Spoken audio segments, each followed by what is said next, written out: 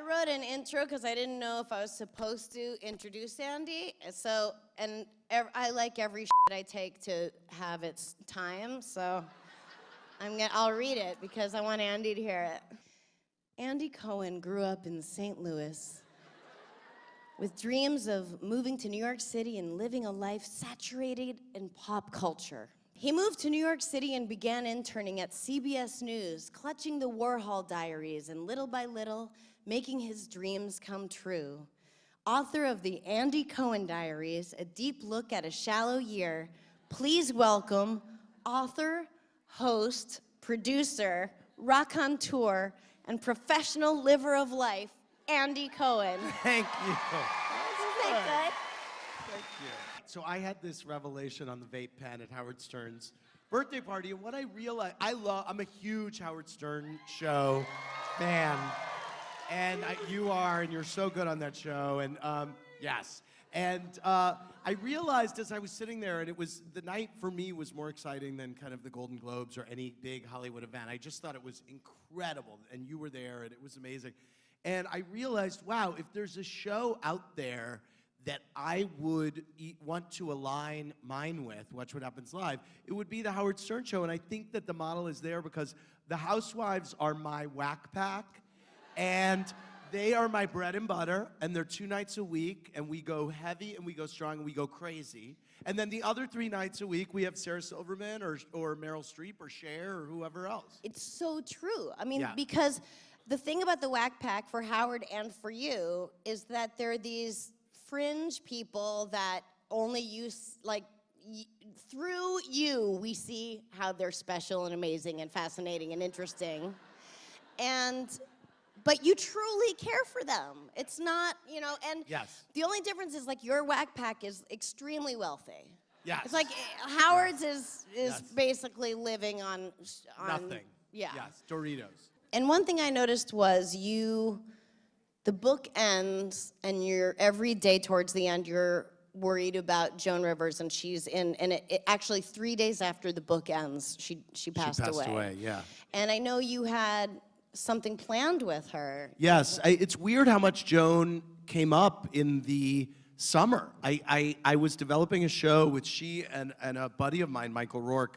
We developed a show for her called What's Your Problem?, where it was kind of a Judge Judy type show where Joan would be passing judgment on people with kind of housewives-like problems, like, you know, you ruined my daughter's bat mitzvah, you know, or whatever, and then she would hear the case, and then she would rule on a verdict, you know, it's you, whatever. And it was so up Joan's alley. I mean, it was like she got, you know, it was immediately perfect. And we were going around pitching that show. And Gross. she had been on my show 3 weeks before she passed away. I saw her at a wedding in early August, and then, yeah, it's weird. There are moments that happen through the book that are just kind of weird moments that I had through the year, as you do, that wind up touching you in a really weird way and kind of teaching you about life or, you know, the sadness of it. And Joan certainly was one, and she was someone that I never took for granted as having a relationship with and being in my life. I loved her. You joined Tinder while you were I on did. the I book. joined Tinder while I was writing the book. I joined Tinder, and so there's a big Bridget Jones element to the book. It's a little Andy Warhol. It's a little Bridget Jones Diaries, and so I love dating stories, and I include my own on Tinder, but Tinder's fun. I mean, I always kind of wind up dating people who are wildly inappropriate for me, usually age-wise, but they're certainly good stories. Yeah, whatever happened to, oh, never mind. The guy who was really cute who had, like, gay dads your age, and you were like, oh, that was a kid that I met, a kid. I know. No, but this is right. My friend Dave Wacha is here in the audience, and I was at his wedding in New Orleans, and I'm sure he doesn't know this story, but I took a walk in the French Quarter that day, and I met this very cute cheerleader. I love a male cheerleader. And I got in this long talk with him, and he said, oh, yeah, I'm going to meet my gay dad and his partner to go to the gym with them. And I was like, wait, what's happening? Like, this is amazing. And I'm like, I need to hear more. And we wound up going and getting tea together. And I was thinking, this is so bad. This guy's dads would be killing me right now. Right. Because the dads are who I should be talking to, of course. Anyway, nothing happened, but it was a fascinating day. Yeah, what's wild is, am I schwitzing? I have a schwitzing. No, that's another no? thing in the book oh, okay. is you're so on it. You're just like, I hope I don't sweat too much when because, Will Ferrell's on. Right. Yeah. You really, if you like Watch What Happens Live in the book, you really actually find out maybe too much about what I was thinking when certain people are on. And I found one commonality is, and I have it with late night show hosts, when Kimmel, your ex, was on my show, I was really nervous. When Will Ferrell was on, I was really nervous. I get nervous around really accomplished, great dude comedians for some reason, because I think I'm kind of situationally humorous. I'm not a comedian. I'm maybe situationally humorous. And so I feel self-conscious about trying to be, funny in front of these guys. And then I start sweating, and then my EP in my ear is like, lip, which, so if you ever, and then I get the tweets that are like, oh my God, look at you, it's so bad tonight. I crossed Barbara Walters once. You did? What happened? It was at Howard Stern's wedding, and I was going out to smoke a joint with, I think I can say, Mary McCormick and some others. And as I passed Barbara Walters' table, I went, I'm going outside to smoke a joint, like that, like that to her, because I know she's cool, and she had the greatest comeback with literally not even a beat went by, and she just went, your mothers must be so proud. It was so fast. So good. She shut me down. The housewives are rich. Right. Are they? Well, usually when they're cast, they are usually affluent. And then, what's happened to them is it's kind of a weird mirror of part of society where some of them have foreclosed or gone broke or, struggled.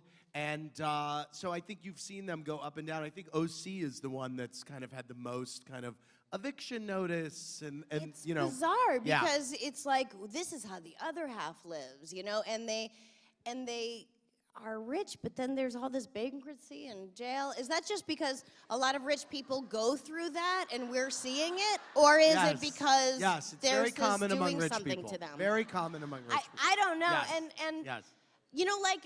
Does Bravo ever pay for Kyle's white party or No. any of it? Kyle, Don't you wanna know? Kyle, it's so funny. I was looking at that white party, and I saw specifically the flamethrower the other night. I was like, wow, Kyle went all out. Yeah, we're not going all out on Kyle's. No, they're not. Nothing. You have a love in your life, and it has 4 legs. Wacha. Yeah. Yes, I do. Do you think this is keeping you from human contact? Love? It may actually. The book is, really, if it is, it's a love story between me and the dog. And I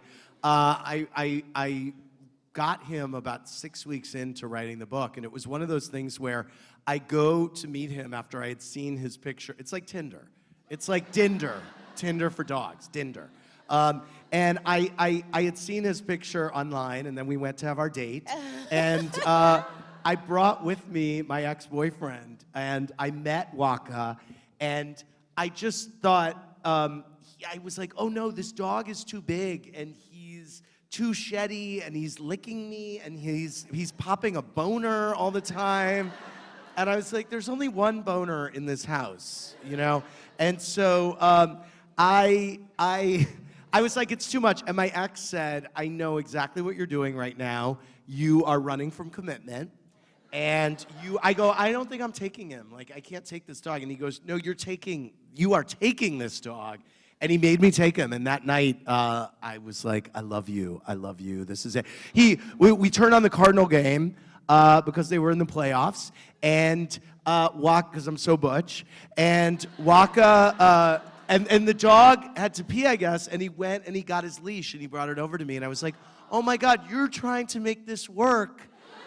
You know, like, you want to make this work. And I was like, oh my God. And that night, and the name comes from the pitcher, Michael Wacha, was pitching that night, and everyone in St. Louis was like, Wacha, and they were trending on Twitter, was Wacha, and I was like, I think that's a good name for you, so I named him that. And Joe Kelly is here. He was a pitcher for the Cardinals, and he now is a Red Sox pitcher, and he told me before the show, that he told me before tonight that he affirmed to me what I was scared of, which is that Michael Wacha is actually super creeped out by me and by me, like, going on shows and calling this dog, like, and the Instagram thing. You were in Gaga's video, GUI. I was. And you did something terrible? I was in Gaga's video. It was a weird year, I have to tell you. So I played Zeus in Lady Gaga's music video, and I was there, and I kept thinking, this isn't gonna be a big deal, you know, whatever. Gaga's not even gonna be there. They're shooting me in front of a green screen, and I get there, and they're like, oh, LG will be in a minute. And I'm like, LG is here? And that's what we call her? And she came in, and she had an Anthrax t-shirt on, and a leather jacket, and a do-rag, and she said, she was kind of prepping me, and she goes, oh, you also need to know this other song because we're gonna mix it in, and you need to have heard it. Do you know it? And I go, no. And she goes, here, give me your phone. I'll find it. And she goes into my iTunes, and she goes, oh, where's Art Pop? And I hadn't downloaded the album. It was so, there are so many awkward fucking moments in this book, and I am the butt of every joke in it. And I was like, I had downloaded Applause. That was the only song. It was so bad. She was like, oh, okay. No, that's fine. Like, oh, that was the only Gaga song you had on your whole phone, yes, Applause. Yes. But And you thought it was just like a sound effects of applause. Yeah, right. Yeah, which I need, which I try. When I go to airports, I like to be applauded in my ears. It's just what I do. My mother, who's really the best character in the whole book besides my doorman surfing. Why does she hate real time? Oh no, my mom is so funny. She loves Real Time with Bill Maher, but she thinks that I am intellectually inferior and will not be able to keep up with the dialogue because she reveres Bill Maher as one of the great minds, and he's amazing. But my mom Skypes me once every 2 months and is like, listen, I gotta talk to you. I've been up half the night. I beg you, do not go on Bill Maher. And I'm like, Mom, once again, there's no offer. I do not have a firm offer to go on Bill Maher. This is not happening. And then I kind of get into it with her, and I'm like, what is your fear about me going on? She's like, you can't keep up. You can't keep up. She goes, I don't think you're dumb, but it gets really... And I'm like, so on April Fools of this year, and I love playing pranks on my mom. If you read my first book, there's 30-page incredible prank that my friend Graciela and I played on her, where I convinced her that I was convinced that I was of Shawnee Indian descent. It's a long story, but it took place over a year of my life. The poor woman. So anyway, on April Fool's this year, the day before I texted her, I go, oh, you'll never believe who called me.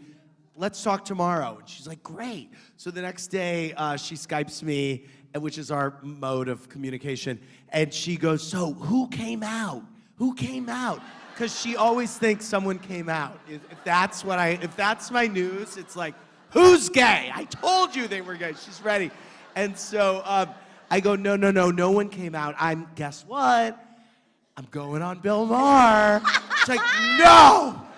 When? And I'm like, no, it's a week from Sunday, and they were gonna be in Europe. And she goes, well, thank God I'll be out of the country. I mean, what are you talking about? I'm like, gay stuff. She's like, what do you mean gay stuff? Do you know the gay? Anyway, I was like, no, I'm just kidding.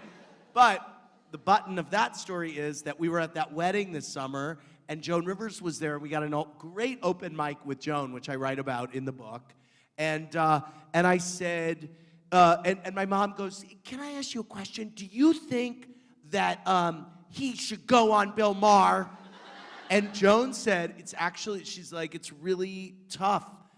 she goes, I don't know. She goes, I'm scared to go on Bill Maher. And Joan, as you know, was so well-read. And so she's like, I would be scared to. And my mom's like, see? So now, I mean, if they ever asked, I just can't now in the memory of Joan. Do you know the first time I ever met you?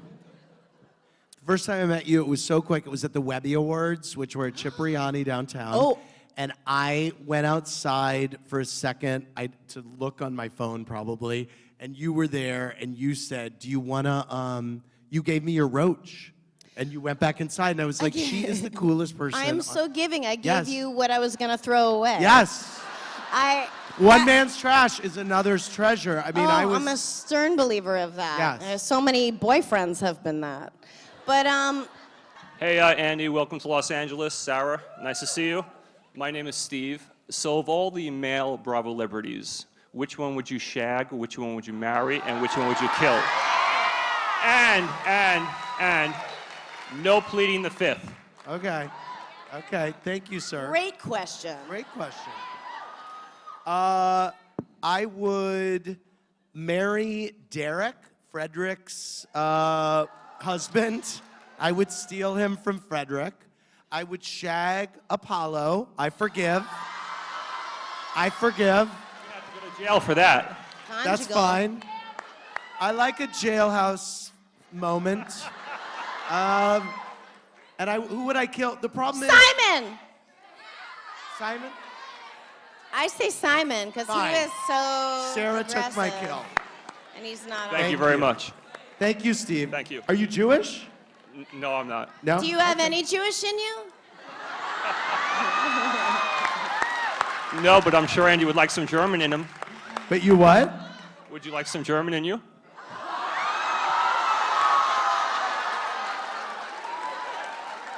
I'll sign your book later. Greetings. The housewives are great, and I enjoy watching each of the different shows. I wondered if there might be, at some point in the future, a crossover. You know, like, I think that when the show really starts skidding, and I don't think it's going to happen anytime soon, by the way, I'm very bullish on all of them. We'll just throw 8 of them on an island, or like a train or something. Hello. How are you? Good, how are you? I'm really excited. I'm trying to calm down. Sarah, first I have to apologize to you because I called into the show when you were on Andy's show, and everyone got a big laugh because it sounded like I was more excited to talk to Andy than I was to you, but I was equally excited to talk to both of you. It just came off like I was... Thanks for finally apologizing. I felt like I had to... I had to get that off my chest. Thank you. Well, tonight it is Andy's night to shine, Okay. so go ahead. You look amazing, both of you. Andy, you asked this question a lot to guests on your show. Was there a moment when you felt like you just kind of stopped and paused and looked around and felt like, wow, I've made it, or this is a big event, or what sticks out in your mind? I think when Watch What Happens Live got picked up 5 nights a week, that was a very big deal to me. I felt like this is now what I'm really gonna be doing, and it felt, the show to me is so personal, and it's such an extension of me. It really is, it feels like it couldn't be more me if, you know, it's just very me. Hi, Andy. You are just so adorable. If my son was gay, I would have brought him here to meet you. Thank you. Give me a shot at him. Maybe I can turn him.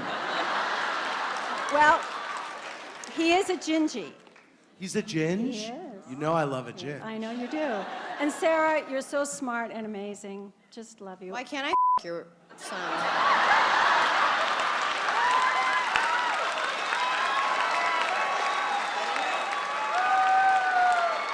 I'm sorry, what's your question? Nice Bob? Jewish boy. Okay, so I know. A Jewish ginge? Yes. There's lots of them out there. So, There's I swarms like of them. the 2 bears right here. I know that you would love to have Howard Stern on Watch What Happens Live, but he kind of shut you down. Yes, on he his shut show. me down twice. So, top 3 people who you really would covet to get on your show. There's so many. I mean, there's so many people who haven't done the show. And I will say, I mean, I always want Sarah back because it's a holiday when she's on the show. Oh, my God. But I would say Michelle Obama, Madonna, and Beyonce. My question is actually for Wacha. I was wondering what his Real Housewife tagline would be. Oh, my God. What would Wacha's Real Housewives tagline be? It would be, hey, Andy, I'm not John Bonet. Stop trying to make me famous. I don't know. Last question of the night. Hi, my name's Amy. I'm from Man Diego. Hi. Oh, Amy from Man Diego. Yes. Push the microphone down so we can hear Sorry, you. I'm short. Okay. I just wanted you to know that you are my Susan Lucci. Thank you. My question to you is, if the Andy Cohen Diaries was made into a movie, who would you want to star in that film? If the Andy Cohen Diary, well, let's just say it. When the Andy Cohen Diaries is made into a movie, I would want Mark Ruffalo to play me. Yeah. Yes, because he and I feel that we favor each other a little bit. Yes. Thank you, Sarah, so much. Thank you Thank guys so you. much. You made me feel so good.